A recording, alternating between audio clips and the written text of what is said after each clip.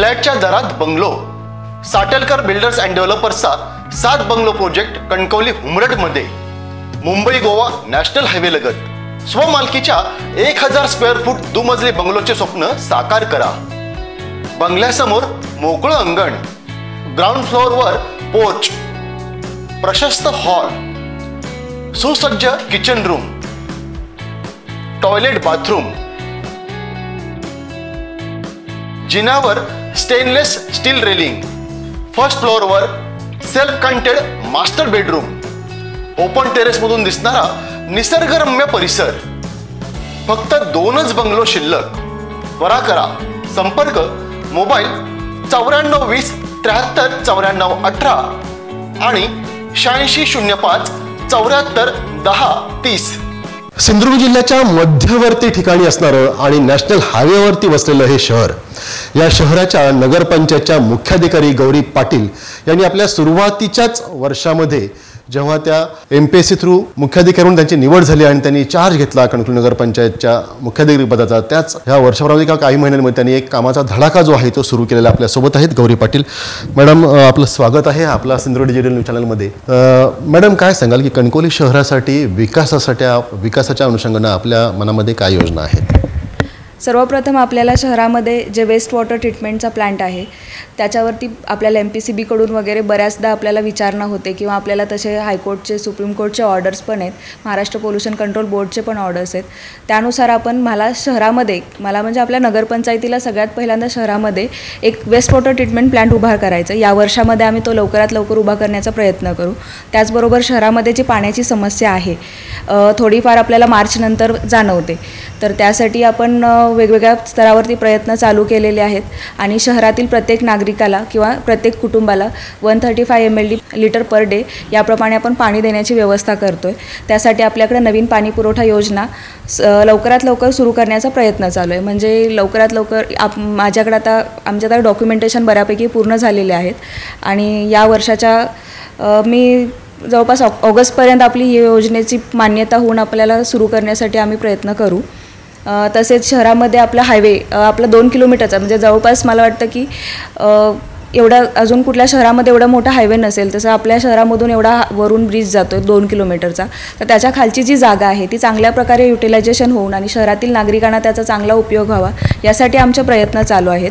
तर त्यामध्ये हायवेच्या खाली सुशोभीकरणासाठीचे वेगवेगळे आम्ही योजना आता सध्या पडताळून पाहत आहोत आणि आपल्या शहरासाठी जी सुयोग्य ठरेल आणि नॅशनल हायवे अथॉरिटीने आम्हाला जी मान्यता देईल या दोन्हीचा संगम साधून आम्ही शहरातील लोकांना एक चांगल्या प्रकारे एक सुशोभित एन्व्हायरमेंट प्रोव्हाइड करण्याचा आम्ही प्रयत्न करतो आहे. तसंच आता डिवायडरवरती आपण नवीन स्टॅच्यू बसवलेले आहेत जे रेल्वे स्टेशनच्या रोडला नरडवे रोडला आहेत ते, तर तिथंही आपल्याला एक चांगल्या प्रकारे डिवायडरचा तो सुशोभित करायचा आहे. तसंच नवीन आता DP रोडला आपले डिवायडर झालेले आहेत तिथंही सुशोभीकरण करायचं आहे. उद्यापासून आपण गणपती साण्याचं जे धबधबा की जवळपास बघितलं तर बारमाही वाहणारा धबधबा म्हणून त्याचं खरं म्हणजे उद्घाटन झालं होतं, परंतु काही तांत्रिक अडचणी असतील जसं की मेंटेनन्स असेल म्हणा किंवा त्याचं येणारं इलेक्ट्रिसिटीचं बिल असेल म्हणा, तर सध्या तरी तो धबधबा बंद आहे.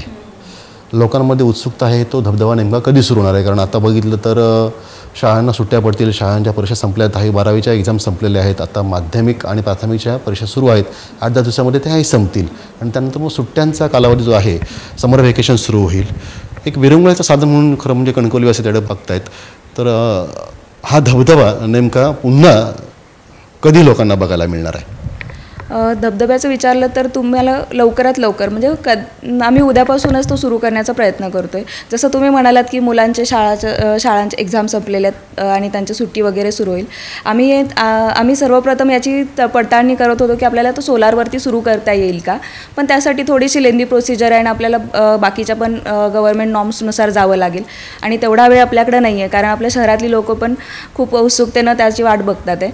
तर सुरुवातीला आम्ही नगरपालिकेतर्फे तो चालू करतो आहे आणि भविष्यामध्ये जेव्हा आपल्याला पूर्णपणे सँक्शन्स येतील सोलारवरचे तर आपण त्यानुसार सोलारवरती तो सुरू करू. सद्यस्थितीमध्ये तो सुरू करतो आहे आपण लोकांना. यानंतर पुढे तो कायमस्वरूपी सुरू राहील की पुन्हा तो बंद होईल? तो बंद होऊ नये यासाठी काय खबरदारी घेतली, कारण मेंटेनन्स आणि इलेक्ट्रिसिटी बिल ह्या 2 गोष्टी अत्यंत महत्त्वाच्या असणार आहेत, त्यासाठी काय प्लॅन? आता जो सुरू केलेला धबधबा आहे तो बंद न होण्याचीच आमची प्रयत्न आहेत पूर्णपणे, आणि त्यासाठी सस्टेनेबली तो पूर्णपणे सतत पुढे चालू राहावा यासाठी आम्ही एक रेव्हेन्यू मॉडेल कसं बनेल त्याच्यातून यासाठी प्रयत्न करतो आहे. तसेच जो इलेक्ट्रिसिटीवरचा खर्च आहे तो सोलारमधून भागवता येईल का यासाठी प्रयत्न चालू आहेत. मॅडम, बघितलं तर कणकवली शहर जसं आपण म्हटलं की 2 किलोमीटर लांबीचं शहर आहे. मुख्य म्हणजे इथं बघितलं तर नॅशनल हायवे ह्या शहरातून जातो आहे. पब्लिक टॉयलेटची सुविधा बघितलं आपण तर तशी म्हणजे आत्ता एक पटवर्धन चौकातील ते एक जे आहे ते नगरपंचायतच्या माध्यमातून बांधलं आहे, आणि त्यानंतर मग एस टी महामंडळाचं जे आहे ते सुलभ शौचालय. त्या व्यतिरिक्त आणखीन पब्लिक टॉयलेट कणकवली शहरामध्ये नाही आहेत. जनतेची आग्रही मागणी आहे की पब्लिक टॉयलेट सुरू करा. त्यासाठी काही वेगळं नियोजन आहे का? नक्कीच. आपले माननीय मंत्री नितेश राणे यांच्या पुढाकारातून आपल्या शहरासाठी 3 टॉयलेटची व्यवस्था झालेली आहे, आणि उद्या दिनांक 10 तारखेपासून आपण ते सुरू करतो आहे. 2 P12 आणि P22 या पोलजवळ आपण 3 टॉयलेटचे युनिट बसवतो आहोत, आणि ते पूर्ण इलेक्ट्रिक बेसिसवरती आहेत, ज्याच्यामध्ये मॉडर्न टेक्नॉलॉजीचा यूज केलेला आहे, आणि जो आपल्या नागरिकांसाठी एक नवीन पद्धतीचा आपण ते आणण्याचा प्रयत्न केला.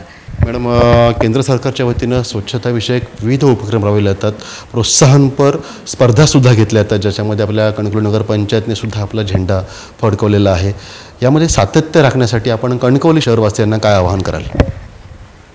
स्वच्छता स्पर्धेमध्ये सातत्य राखण्यासाठी किंवा आपल्या शहराला चांगलं बनवण्यासाठी सर्वात प्रथम आहे की आपली मानसिकता बदलली पाहिजे. कारण बऱ्याचदा काय होतं की आपले वर्कर्स आहेत आपल्याकडे, ते काम करतात, पण त्यानंतर जे शहराची स्वच्छता आहे ती आपल्या हातामध्ये आहे. तर जे शहरामध्ये आपण इतरत्र जो कचरा इतर ठिकाणी फेकला जातो, किंवा जे काही पॉईंट्स आहेत की दररोज सकाळी कचरा गोळा करायला येऊन पण काही ठिकाणी आपल्या शहरवासियांच्याकडून किंवा बाहेरच्या लोकांच्याकडून म्हणा की अशा ठिकाणी पॉईंट्स कचरा फेकला जातो की जो दर्शनी भागामध्ये येतो, ते शहराला विद्रुपीकरण देतो.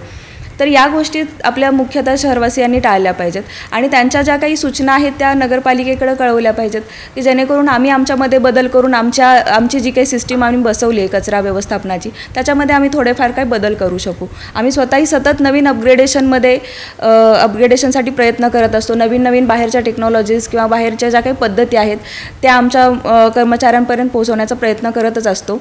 पण तसंच आपल्या शहरवासियांच्याकडून पण काही आम्हाला सूचना आल्या तर आम्ही त्याही मान्य करू, आणि त्यानुसार आपण शहरासाठी सुटेबल जो प्लॅन आहे तो आम्ही आखू. तर बोललंच तर आपल्या नगरपालिकेमध्ये महिला व बालकल्याण यासाठी आपला निधी थोडासा राखीव असतो, आणि त्या निधीतून यावर्षी आपण महिलांसाठी योग शिबिर आयोजित केलं होतं. जवळपास 110च्या वरती 110पेक्षा पण जास्त महिलांनी याच्यामध्ये उत्स्फूर्तपणे सहभाग दाखवला. 15 दिवसांचं योग शिबिर होतं.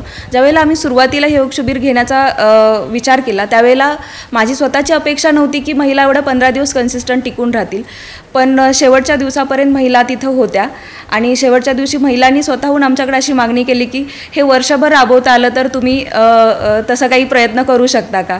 तर आम्हाला नाईलाजानं हे एवढं पूर्ण वर्षभर राबवता येणार नाही, पण आम्ही शहरवासियांसाठी असेच नवीन काही चांगले उपक्रम राबवू. कारण माझं किंवा आमच्या नगरपालिकेतील ज्या आमच्यासोबत ज्या महिला कर्मचारी आहेत किंवा जे भोगले आहेत, जे बचत गटाच्या महिलांविषयी काम करतात, तर या सगळ्यांचं एक म्हणणं होतं की महिला सुदृढ राहतील तर त्या घर सुदृढ करतील. तर खरंच त्या महिलांनी पण ते स्वतःहून आम्हाला त्याचा इम्पॅक्ट किंवा जो काही आम्ही विचार केलेला होता तो पूर्णपणे बरोबर होता हे त्यांनी सिद्ध करून दाखवलं. त्याबद्दल महिलांचं पण अभिनंदन, आणि आम्ही नक्कीच शहरातील महिलांसाठी इथून पुढं महिलांसाठी किंवा सर्व शहरासाठी जिज्ञासा म्हणून विचारतो, आपण त्या शिबिरामध्ये सहभागी झाला होता का? मी स्वतः महत्त्वाचं आहे, कारण कसं होतं की सहभागी होऊन नुसतं सांगण्यापेक्षा आपण स्वतः कृतीतून सांगणं ह्याच्यातनं एक वेगळा संदेश जातो, त्यांना मोटिवेशन पण मिळतं. मी स्वतःही त्याच्यामध्ये सहभागी होते, आणि मी स्वतःही करते योग, त्यामुळं मला मनापासून आनंद झाला की महिला याच्यामध्ये सहभागी होतात आहे.